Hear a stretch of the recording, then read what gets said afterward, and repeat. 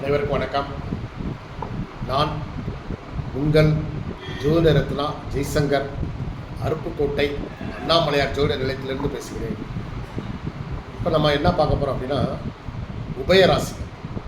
உபயராசிகள் உங்களுக்கு எது அப்படின்னா மிதுனம், கன்னி, தனுசு, மீனம். ஒரு ஜாதக கட்டத்தில் 4 மூலைகளிலும் இருக்கக்கூடிய அந்த ராசிகள் உபயராசி. இப்போ இந்த உபயராசிகளில் பிறந்தவர்கள், அதாவது மிதுனம், கன்னி, தனுசு, மீனம், இவங்களுடைய குணநலன்கள் எப்படி இருக்கும் அப்படின்னா, இவங்க எந்த ஒரு முடிவையும் தானாக எடுக்க மாட்டாங்க. நிறைய பேர்கிட்ட ஐடியா கேட்பாங்க.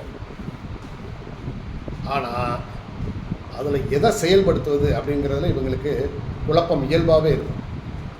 ஒரு முடிவு எடுக்கிறதுக்கு பல யோசனைகளை பண்ணி அதுக்கப்புறம் தான் ஒரு முடிவுக்கே அவங்க வருவாங்க. ஆனாலும் இப்போ ஒரு தன்னம்பிக்கை இவங்களுக்கு கொஞ்சம் கம்மியாக இருக்கும். ஸ்திர ராசிக்காரங்களை மாதிரி ஒரு உறுதியான முடிவாக இவங்க எடுக்க மாட்டாங்க. ஏன்னா ஒரு எதுலேயுமே ஒரு நிலையாக இருக்க மாட்டாங்க. இவங்களுக்கு பல தொழில்கள் செய்யணும்னு ஆசை இருக்கும்.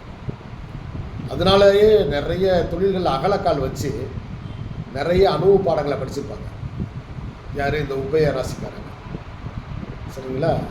இவங்க சரியான தொழில் அமையாததுனால 1க்கு 2, ஆனால் அதே நேரத்தில் இவங்களுடைய ஜாதக அமைப்பின்படி நல்ல கிரகங்கள் இவங்களை இந்த ராசியையோ லக்கணத்தையோ பார்த்துச்சுன்னா இவங்களுக்கு பல வழிகளில் வருமானம் வரும். இந்த உபய ராசிக்காரங்களுக்கு பல வழிகளில் வருமானத்துக்கு வாய்ப்பு நிறையவே இருக்கும். பெரிய பெரிய கல்வி நிறுவனங்கள், தொழிற்சாலைகள், அதுபோல் பொது சேவை நிறுவனங்கள், இந்த மாதிரி இதில் இவங்க பழக்கவழக்கம் வச்சுருப்பாங்க. பெரிய மனிதர்களின் தொடர்பு இவர்கள் இயல்பாகவே அமைஞ்சிடும். அதே போல் கல்வி நிறுவனங்கள், மத நிறுவனங்கள், இதெல்லாம் இவங்க நிறைய தொடர்புகள் வச்சுருப்பாங்க. அதனால் இவங்க தன்னுடைய முடிவுகளை நல்ல முறையில், இன்னொன்று என்னென்னா, இப்போ ஒரு கணவனாக இருக்கார் அப்படின்னா மனைவியை சார்ந்து, மனைவினா கணவரை சார்ந்தே தான் இவங்க இருப்பாங்க. ஸோ முடிவுகளையும் அதுபோல் வாழ்க்கை துணையுடன் பகிர்ந்து கொண்டால் இவங்களுக்கு மிகப்பெரிய வெற்றி கிடைக்கும். நன்றி, வணக்கம்.